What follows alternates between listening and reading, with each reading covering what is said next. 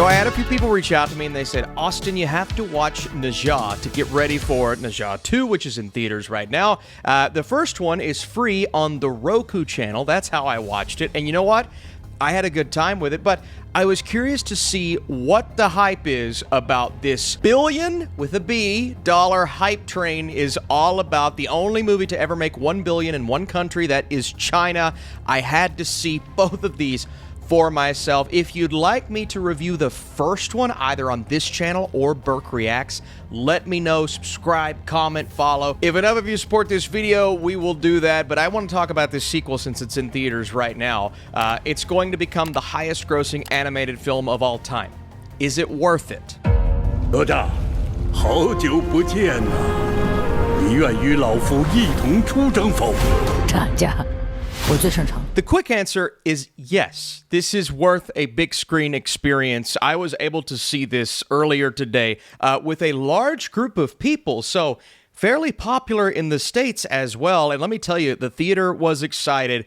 I was fairly blown away by, and we'll start here, the visuals of this film, which I believe in. And granted, I saw this on a big screen. I saw the first at home. The visual upgrade is notable. This is some of the most stunning animation I have ever seen on the big screen. And I'm not just speaking in hyperbole, which is very easy to do when you enter a bubble that you're very new to. It's like when you get invited to a party with the cool kids for the first time. It's like, I've never been here before. Of course, I'm going to be overly excited. So yes, I'm excited to now talk about this movie that so many other people outside of America are talking about. And hopefully more critics, reviewers in America get the chance to see because of those stunning visuals that just are so striking on the big screen. A large portion of this movie features trials that our title character has to overcome, both mentally and physically, to become immortal, but also to have a bit of growth internally. And we see a little bit of that evolution in the beginning, a bit of character growth, right? When our two souls, after what happened at the end of the first film, they're trying to get in their bodies, but for that to happen, there has to be some patience. And as fast-paced as this movie is, there's never really time to sit around, wait around for the next big thing to happen. It just keeps happening. And then we get to the trials that are consistently putting our hero to the test. But while that is happening, there's so much else going on in the background revolving around his parents and some of these other integral characters that eventually leads Ne Zha to make a decision or two that could change the path that he finds himself on. And this whole thing, both of these movies, it's a massive journey for Ne Zha to almost overcome this destiny that was thrust upon him. And we see a little bit of that growth here, a little bit of that growth there. But it's not until the end of this movie, within the third act, that we see kind of the culmination of this journey that we've been on. And like I said, some of the trials that he's given here are a little juvenile. One has to do with throwing up. There's also a great gag in there where someone pees in holy water, and I actually found that to be really funny. The humor in both of these films, it's been a little up and down for me. I thought it was much more juvenile in the first movie, but that's okay. It's going to make the kids laugh. And it definitely made the kids laugh in the theater that I was in this film. But I'd say it was fewer and farther in between. We still get that, especially in the beginning when the stakes aren't as high.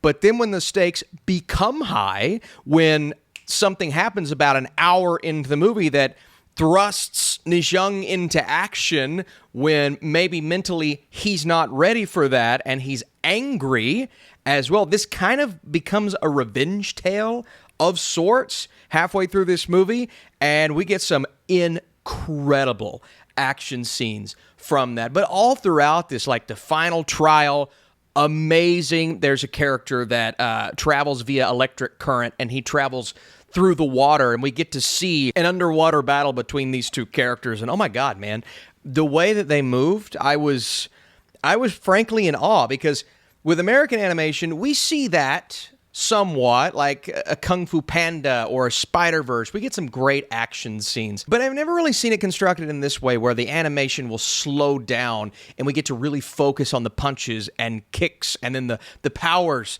that are utilized all throughout, especially when we get to that third act and there is a final epic battle in this movie that, for fans of this franchise or these two movies, there was a spinoff apparently, at one point. I don't know where that is. I didn't watch it. But fans will feel similarly to this as maybe I did in Avengers Endgame. It's that level of battle. It's that caliber of action series of sequences that are just amazing. But all throughout this, you get such stunning animation, from mountains crumbling to lava flowing out of the sky to what's constructed towards the beginning of this film, and kind of the base. Neja's parents are the characters that carry over from the first. You just don't really know who you can and can't trust, the people that you believe, or the spirits that you believe you can trust. You're unsure of how to even handle all of this emotionally, because it's so visually, it's so much emotionally. And I didn't think I was getting this emotionally attached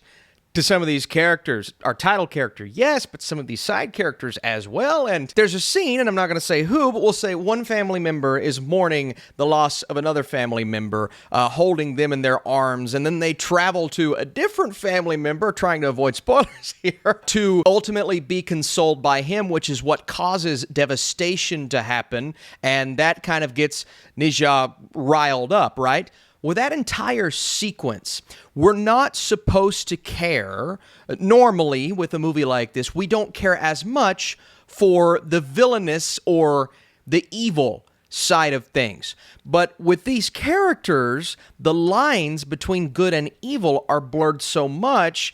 I care about the family members of people and souls that we are supposed to hate, because they are such well-written characters. How often do you get that in animation? And everything that spawns from this lore, and the idea of philosophy and religion. And, you know, even in the beginning, we see two souls in one body, these gods, these creatures, these mystical beings. And man, I love seeing things like this come to life. It's almost that Lord of the Rings feeling, where everything you're watching, this journey, this solo journey that we're on, is epic. But then you have these 2 or 3 other subplots of his parents, and, okay, do we care about our villain? Do we not care? We'll go over to some rock spirit who's trying to get her magical mirror to tell her that she's pretty. It's just, some of this is so random, but it all fits in and ties in. Like, I was never lost. Being so new to this franchise, I was never confused as to where we were or where we were going.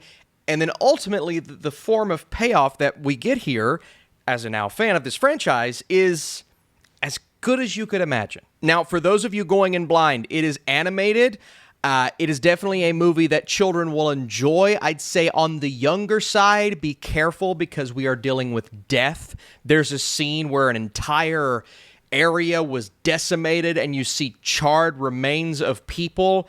I don't know the age range. You'll know better than me for your child, but that was scarring for me, getting emotional, right? This movie continues to emotionally stir you as a fan, so just watch out, right? But it is one mostly for the family that you can go and enjoy and giggle at, laugh at. You know, my complaints include a little bit of that humor, the bits that I wasn't on board with. Sometimes they'll go on for a while. I'm not laughing. It's fine. Let's move on to the next thing. And honestly, I do believe this is too long. The trials that he goes through to build his character, and they are important, that series of scenes lasts a little longer than I needed it to. I did not need this movie to be over or way over 2 hours like it was. All in all, it didn't really matter, because you get the payoff. The pacing doesn't occasionally match the emotional highs, the emotionally stirring moments, the gorgeous, stunning, incredible animation. If that would have tightened up a bit more,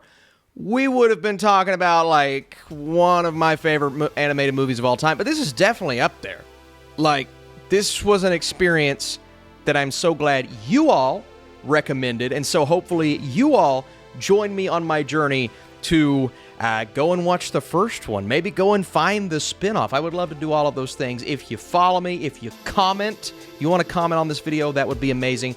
And share this review. I want to get the word out to other critics, so if you all share this video, that would help. Neja 2 is surprisingly epic on every level, featuring stunning animation and a level of payoff in the third act that makes this overly long journey worth it. It leans into the darkness of its ideas while occasionally showcasing a sophomoric sense of humor. This is one that must be seen on the biggest screen possible. There is an emotional impact here that is hard to replicate or even put to words. I haven't seen anything like this in quite some time. On the big screen, I've seen things like this. Lord of the Rings, Game of Thrones, something extremely epic. I mentioned Avengers Endgame. But in animated form, like you think of your Kung Fu Pandas diving into lore like this, but there's something about this Chinese animation that is so distinct that I loved. Thank you all for watching this video. Stay tuned, more reviews this week, and I'm talking The Monkey tomorrow.